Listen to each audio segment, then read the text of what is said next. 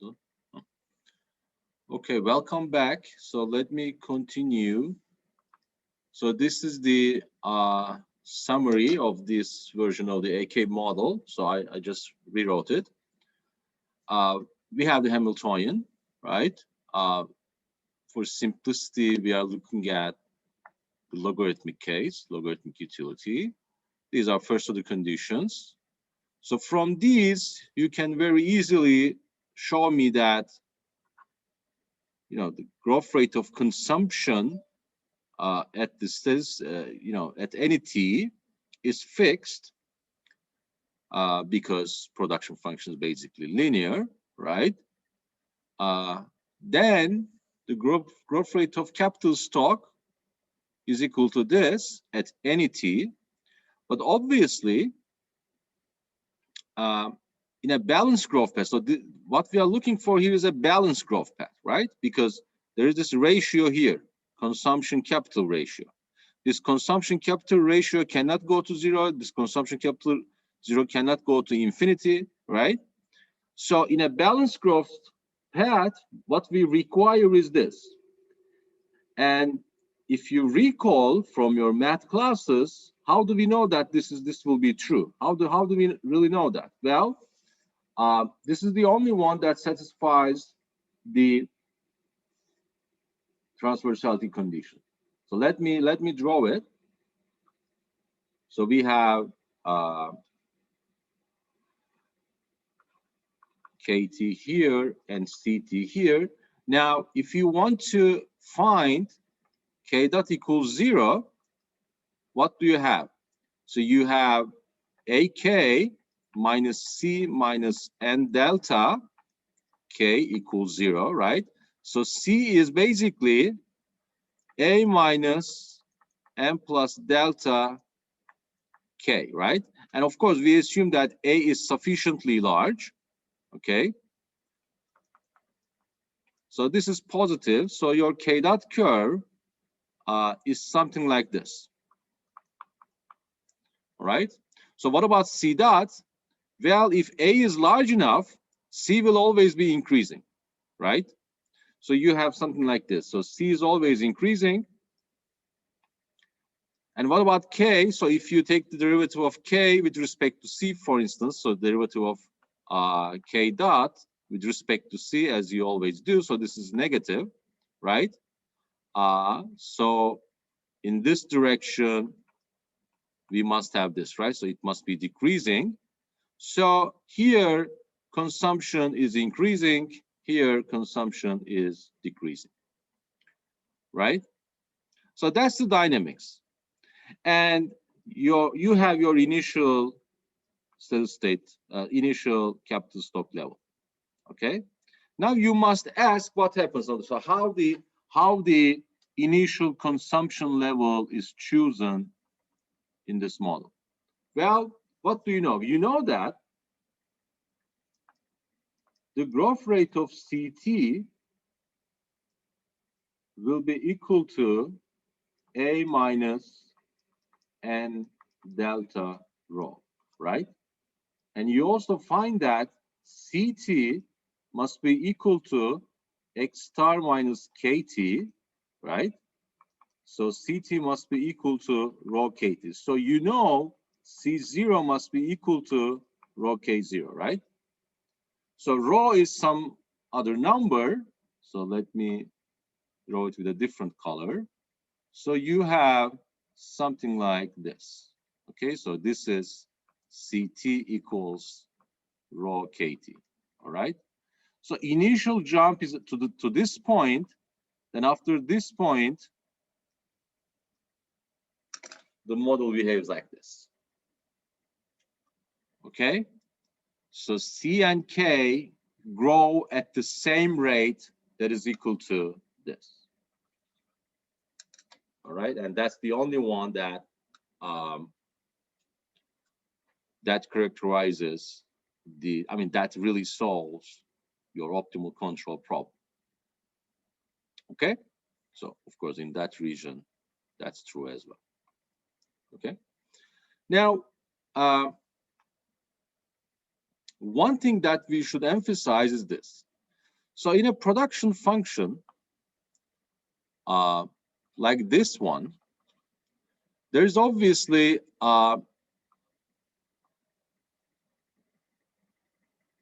with A fixed, there's obviously no decreasing returns, right? Because if you increase K, so basically you would have this, right? So if you increase K by some positive factor, right, then you would get this, right? So this is what actually guarantees steady growth. Okay, this is what guarantees steady growth. So if you imagine you have this function with eta less than 1, right? You are back to solo, basically. That type of model cannot sustain growth. And how do you see it? Well, let's do this. So let's go back for a moment to fixed saving model. Okay. Now this is your fundamental equation now, right? And there are 3 possible cases. Eta is between, eta is less than 1, eta is equal to 1, eta equals 1 is the AK model, and eta greater than 1, right? So here you have decreasing returns to scale. Here you have constant returns to scale. Here you have increasing returns to scale. Now, each one of these can be, of course, studied, but very simply, you see this, right? K dot divided by KT, so that's the growth rate. So you have S A KT to the eta minus 1 minus M plus delta, right? So if you want to draw it, you can, of course, draw this, right, as a function of K. And this is K dot divided by K, right? So first of all, you have this level. Okay, so this is M plus delta, right? So this is 0. Now, if eta is 1, right? If eta is 1, growth rate is always fixed. Okay, so this is eta equals 1. Okay. If eta is greater than 1, increasing returns to scale, you have something like this, right? And if eta is less than 1, you have something like this. All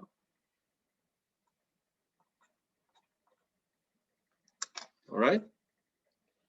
Now, what's the problem with the increasing returns to scale? Well, in the case of increasing returns to scale,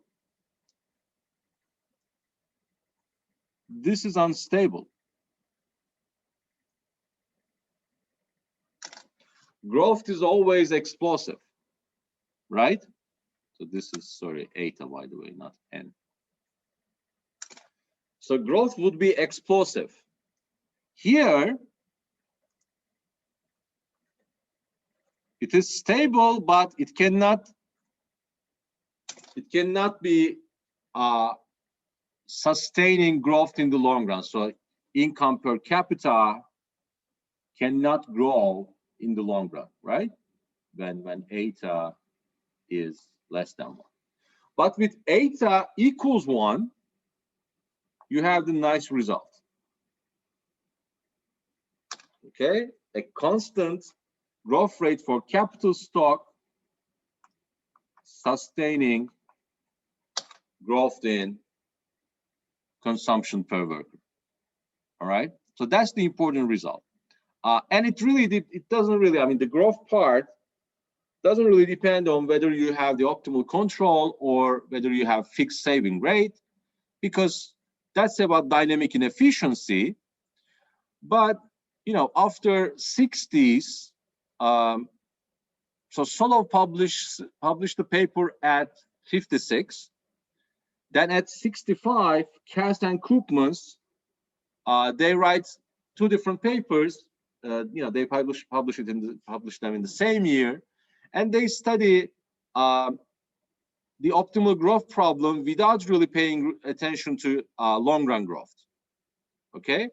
Then there is Frankel model. I think it's 60 something or maybe early 70s. So Frankel associate this with the long-run growth, and then there would be other contributions as well. For instance, one version of Romer's model, studies such increasing returns in knowledge, etc. But the main idea is that if we can beat decreasing returns through AK function, AK model, then we can sustain growth in a very simple way. All right. Now, this doesn't really mean this model is satisfactory, right? Why? Because now, okay, you have the growth rate. Where is it? Right here. Okay, the growth rate is this, right? So if you have, so this becomes your economy's growth rate in the long run, right? So what does it tell you? Well, if A is larger, then your growth is faster. So this is basically about about how productive your technology is, and that makes sense. N and delta, so they decrease your growth rate, right? So if you imagine these derivatives, they're negative. So if you have to, if you have a large population growth rate, if you have a large depreciation rate, those decrease your growth rate. And what about rho? That's the most interesting part. So this is negative as well, but what's the logic behind it? So remember, rho is the discount rate, right? So your problem is maximize this like that. Okay. So what does it mean to have a larger discount rate? If my discount rate is larger, I attach lower utility weights to future dates, right? If rho is larger, so you compare, for instance, two different sequences of discounting term, okay? So let's say you are comparing this with this. So which rho is larger? The red one is larger, right? So you attach lower levels of utilities to future dates. So obviously then your growth rate decreases. Why? Because you care about consumption today more. Okay, consuming today more, so you leave less capital stock for tomorrow. I mean, relative to the benchmark.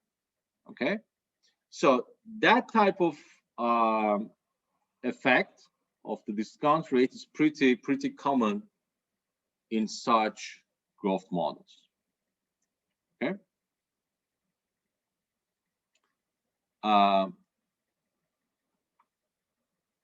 Now I have a couple of remarks.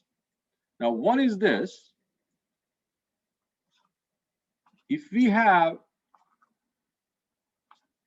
identified the growth problem in this way, okay, so you maximize this intertemporal utility function by choosing a sequence of consumption levels subject to some initial capital stock and some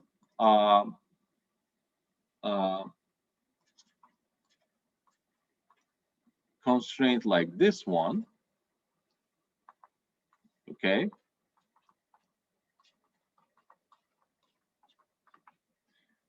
then there's a wide array of possibilities if you change utility function.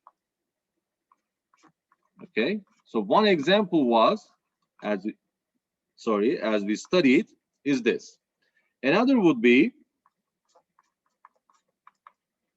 this function, the power function, right? So you may imagine like this with gamma positive, right?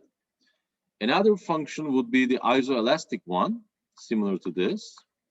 So you would have CT, right? But then you would have also other forms, such as this one. For instance, you have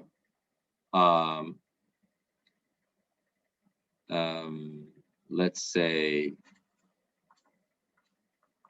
this, okay, or you have, let's say, this. So this is psi greater than 0, so psi gamma divided by gamma. Okay, so what's going on here? Well, here you may imagine that there is a subsistence constraint.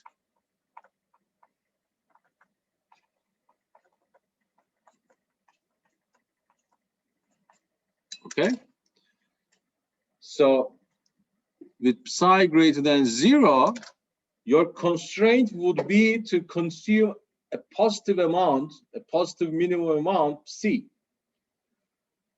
That type of subsistence constraint will change the dynamics. All right, and that will be your assignment, by the way. So you will be working on this. There's a nice paper by Holger Strulik. So I want you to read the paper and do something, do some stuff about that model. It's pretty simple. I think he uses this version, this one.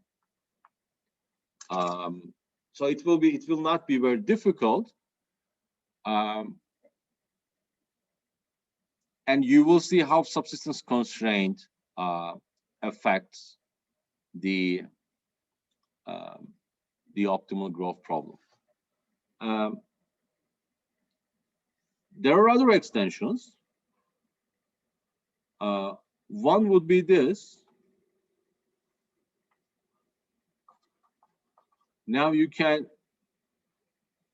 extend your model in the following way as well. Suppose once again that you have utility, but now your discount rate can be a function of your wealth. Okay, so this is an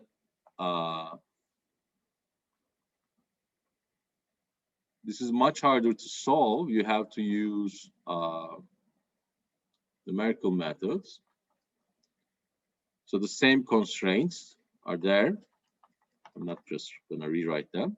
But here, you basically say this is endogenous, right? So your rho is now equal to rho t and a function of capital stock. Okay? Another extension would be that, okay, you have the same one, let's say with constant discount rate, but now your technology can be endogenized in this way.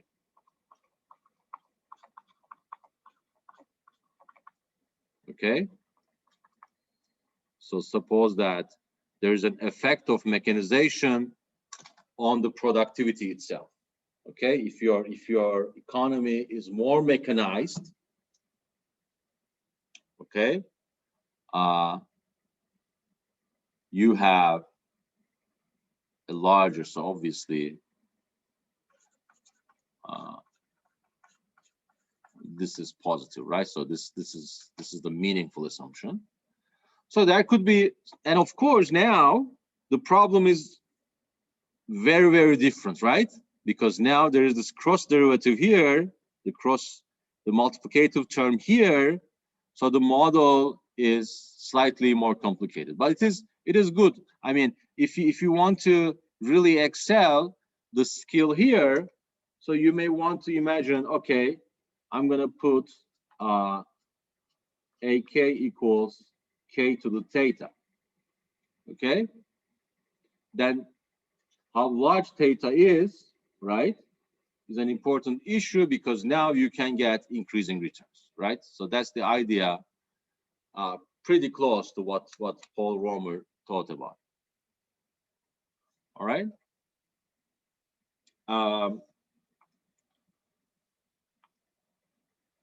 You may also imagine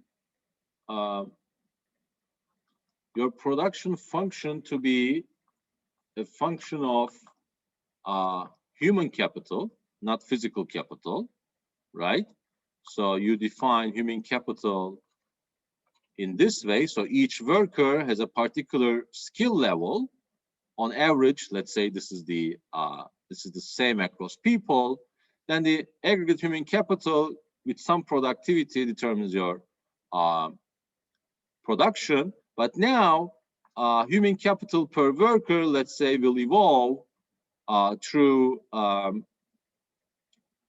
education decisions. Let's say, suppose that you will have education spending and some depreciation. Okay,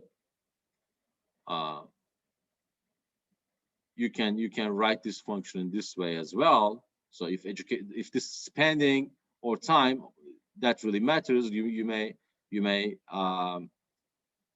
write your constraint differently. So if it is a time constraint, then you will have so if it's a time input, you will have a time constraint, right? So this will be your education time. This will be your labor supply. Okay, supply of labor. But if it is a financial expenditure, then you will have your budget constraint. So you spend something for consumption, then you spend something for education. That whole thing will be equal to your income.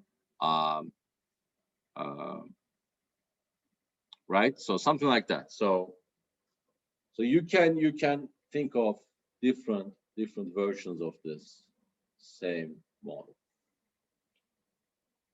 So let me again stop here. If you have questions.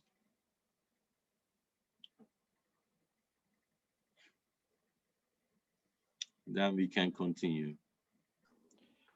What is the shortcomings of the AK model, if there is?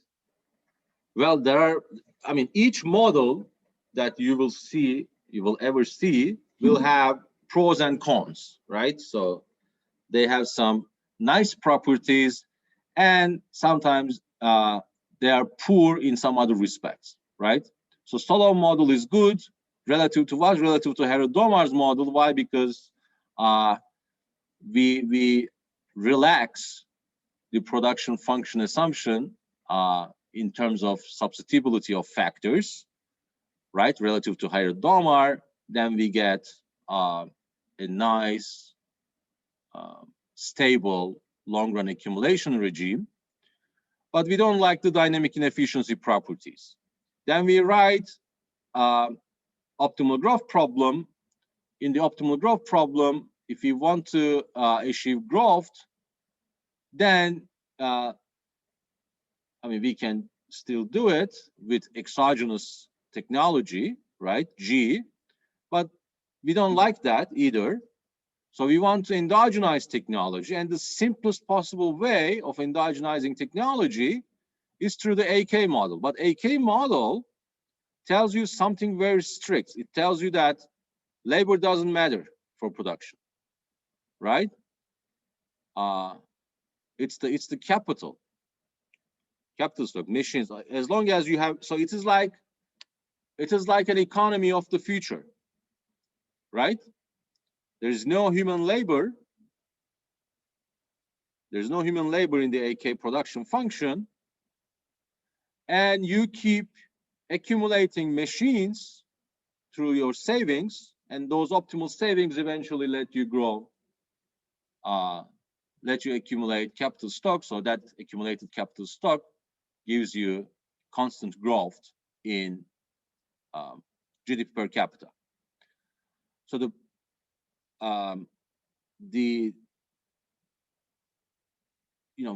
so that's what is nice about it, but there's no human labor, so it is not possibly very helpful in understanding growth in the very long run, right? Starting from an agricultural economy, how do you converge to this futuristic economy where no human labor is necessary for production? Okay. So let me, do you have any other? Because I have actually, I was just gonna talk about this. So I can continue.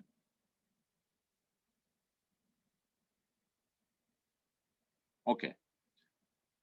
So let's change our focus a little bit. Let's think about a production function. And let's say there's capital and labor, right? It's pretty standard. Now, You didn't say. Oh, okay, sorry. Thank you.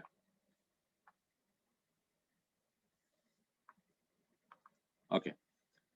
So typically, what we write is this, right? So this is the homogeneous constant tensor scale function. This is the Douglas. So alpha is between 0 and 1. So what do I have here?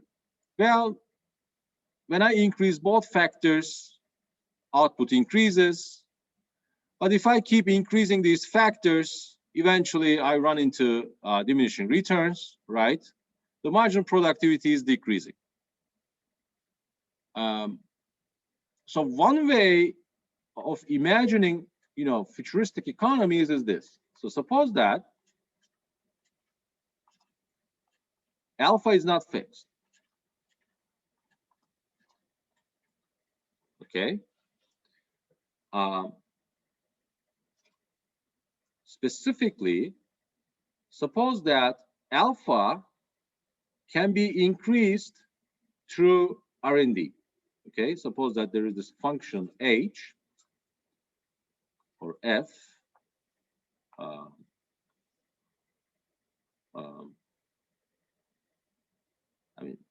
or a function, doesn't really matter.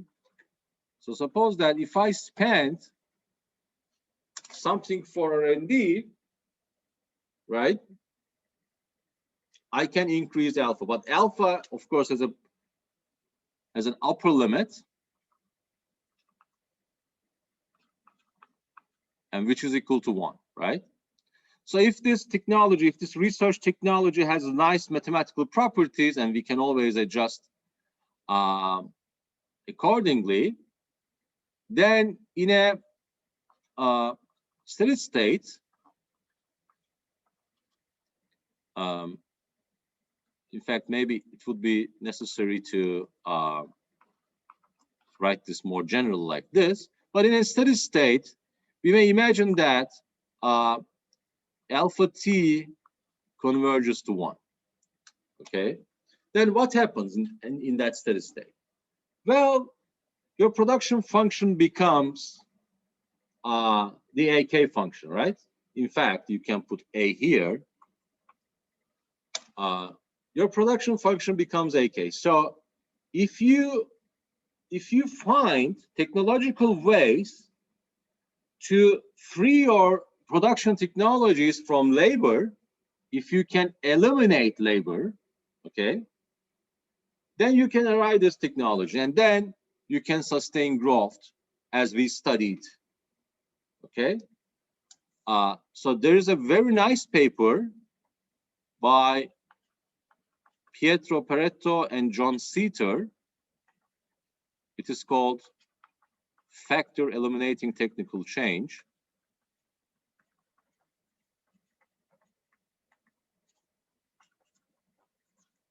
I recommend you to check this paper because it is really nice in tying together, the growth in the long run. So what is the essence of the problem?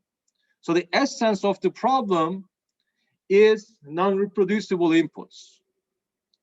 Okay, so labor, once these people are born and once they join the labor force, then you cannot accumulate them as you accumulate capital stock, right? In that sense, labor is non-reproducible. And if you want to free your economy from the diminishing returns, you may want to eliminate such non-reproducible factors, because capital is reproducible, right?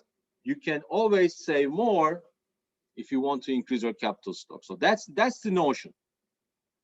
But then you also connect this with another notion, another production function. Suppose that you have YT, a function of land and labor. Okay, so why is that interesting? Because in the long run, right? So land is itself non-reproducible. So in the long run, it's a fixed factor. And if your production technology is like this, okay, once again, you have the fixed factor. Okay, so that was faced by all pre-industrial societies. That was the main limit on growth, right? Because suppose that you denote land by lambda. Okay, so your production technology is lambda alpha LT1 minus alpha, again constant terms scale, right? But your GDP per worker or output per worker is what? Is lambda to the alpha LT1 minus alpha LT, and you have lambda to the alpha LT to the alpha, right?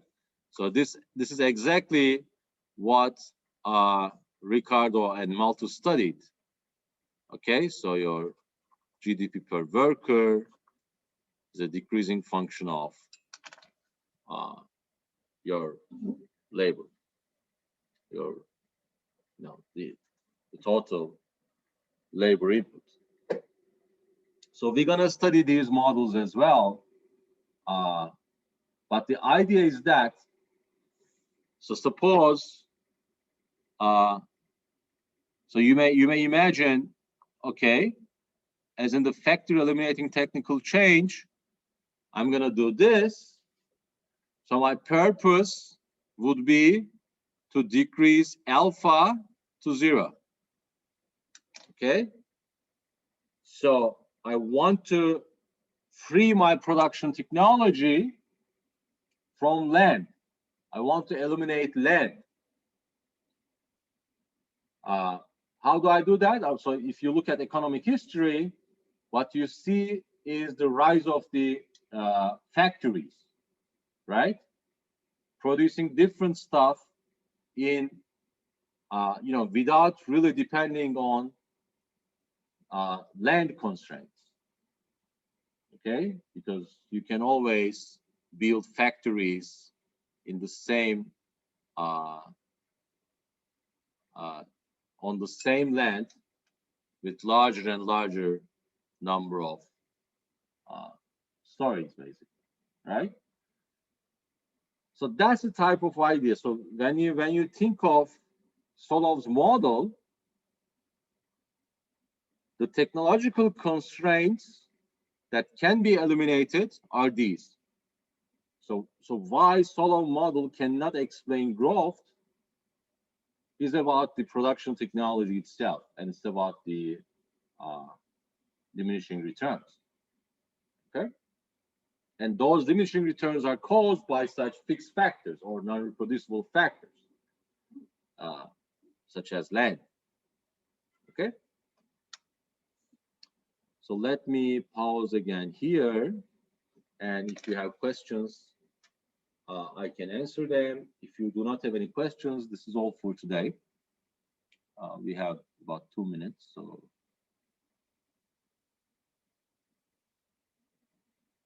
I can clarify the matters if I was not clear before.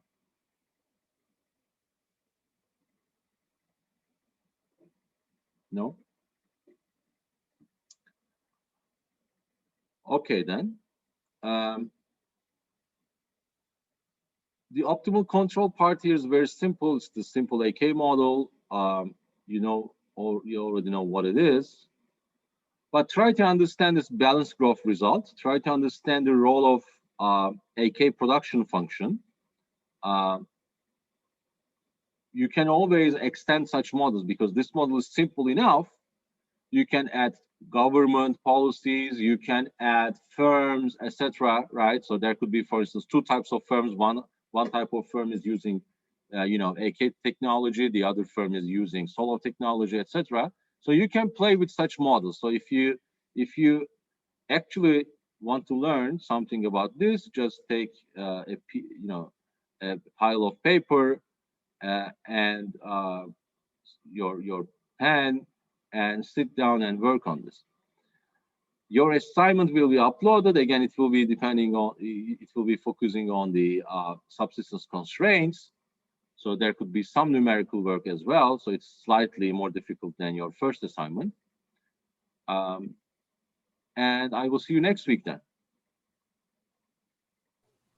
Thank you. Thank you. Bye-bye. All right, bye-bye.